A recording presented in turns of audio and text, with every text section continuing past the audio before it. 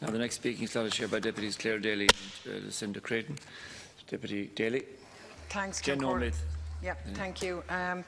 Yeah, I think the regulation of the horse racing industry is an important function, although there is a certain paradox or oxymoron in the idea of horse racing being an industry, and the use or misuse of animals to generate profit is something which I am somewhat uncomfortable about. I'm from Newbridge in County Kildare. I've grown up beside the Curragh, and I have a long history. Part of my DNA, if you like, comes from that background of knowing horses and horse racing, and indeed in respecting horses and animals. And I think, while in some ways the point has often been made that elite racehorses get treated better than many human beings in terms of the standard of living and the care of attention that they get, that's in part true. But of course we also know that elite athletes pay an enormous cost for their dedication to the sport that they engage in, and unlike humans, horses don't necessarily have a say in that activity. So I do think we need to be balanced, because while recognising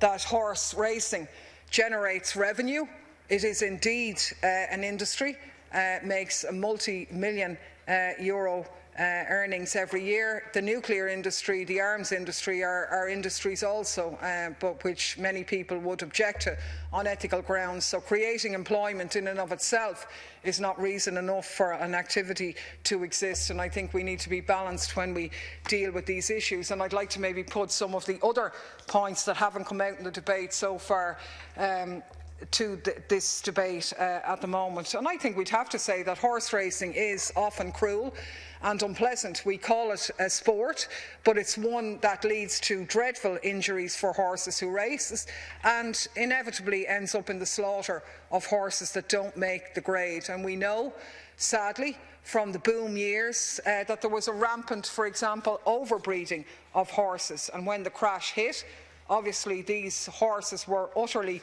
slaughtered in their thousands. 4,618 thoroughbreds were slaughtered in licensed abattoirs in the Republic of Ireland in 2011, and God knows how many others, thousands, were slaughtered in registered knackers yards, as it were.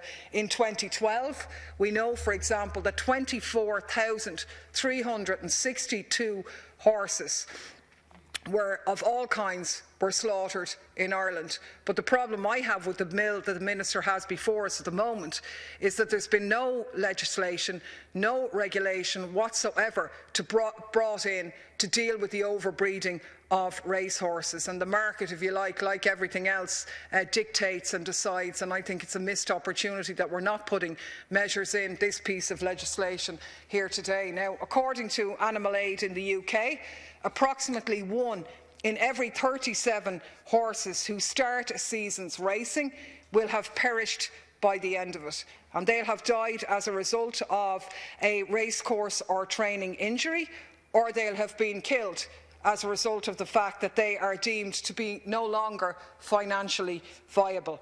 82% of flat race horses older than 3 years of age suffer from bleeding lungs. That's exercise-induced pulmonary hemorrhage, which can cause blood to leak from the nostrils. 4 gastric ulcers are present in no fewer than 93% of horses in training, in whom the condition gets progressively worse.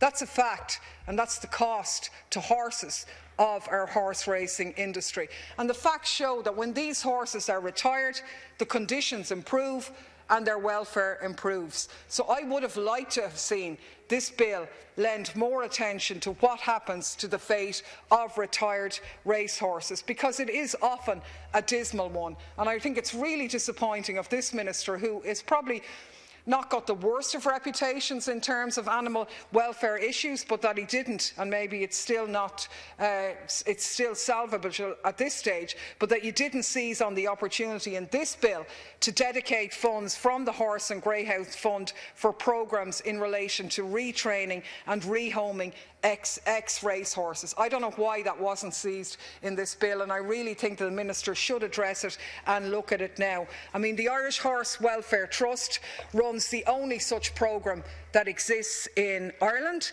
It's part funded by Horse Racing Ireland and the Irish Horse Race Trainers Association.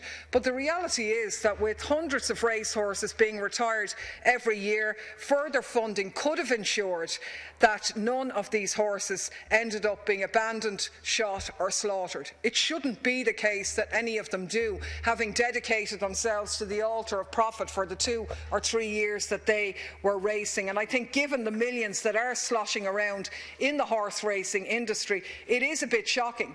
And the facts are there that of the 401 horses that were seized by the ISPCA between 2008 and 2014, because they were living in conditions too atrocious to be left in, that around 10% of them were thoroughbreds. Now, I know, Minister, you actually are somebody who takes great offence at wanton cruelty in relation to animals and in particularly in relation to horses. But that's a fact, and we should be looking at this bill to look at diverting resources into dealing with retired racehorses. And I think that given that these animal welfare concerns exist and they're out there with regard to horse racing, I'm surprised that the bill doesn't stipulate that somebody from an animal welfare background should sit on the board of Horse Racing Ireland. Now, I know that the bill does say that the chairman and ministers of the board of Horse Racing Ireland will be appointed by the minister, having regard to creating a balance between the different interests in the horse racing industry.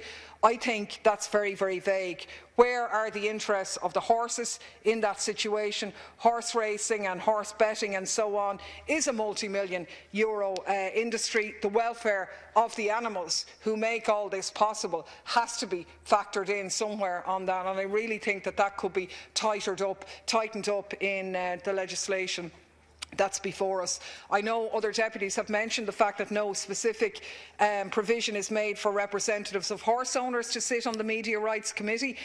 Given that media rights money, pay to race course wouldn't exist without owners, it's probably a legitimate enough point that they should be given some involvement in that regard. But I do think one of the areas that could be improved is with regard to the withholding of funds, because this is an industry. It's all about profit, and money talks, and money has the influence in terms of whether unorthodox or unacceptable behaviour is addressed or not. And in that sense, I do think that while the bill makes provisions for the withholding of funds by the Minister to Horse Racing Ireland or Board na Gan under certain circumstances, and I welcome that, for example, if they don't furnish accounts and so on, I don't think that goes far enough, and I think we should be doing a lot more in terms of that. Because, for example, at the moment, Board na Gan can decide to pass on public taxpayers' money to, for example, the Irish Coursing Club, as they did in 2014, with nearly €14,000 going to coursers for DNA sampling and €92,057 going to Sporting Press Limited, a subsidiary of the Coursing Club.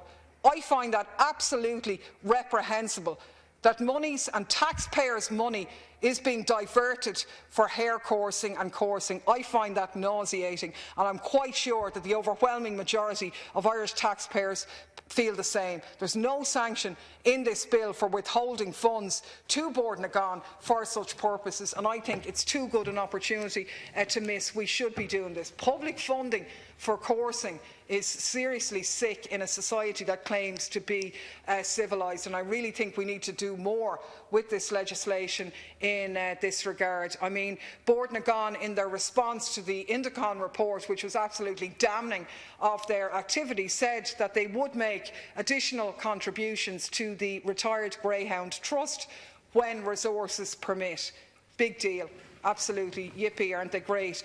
Something that could have been stipulated, to be honest, as a condition for the drawdown of funds from the Horse and Greyhound Fund in this bill could have been that a certain percentage would go to the Retired Greyhound Trust and to other welfare initiatives. And I still think it's not too late for us to look at that and putting that in as a stipulation. I mean, sanctioning Board na Gan for not submitting accounts is important. It's great. We all love exemplary accounting skills. But to be honest with you, sanctioning them for poor animal welfare practices is far more serious and beneficial, and I think is something that we need to be building in a lot more in this bill. So if we're talking about regulation, let's put it to the heart of the bill and to the animals who are the source of the profit in the first place. Now call Deputy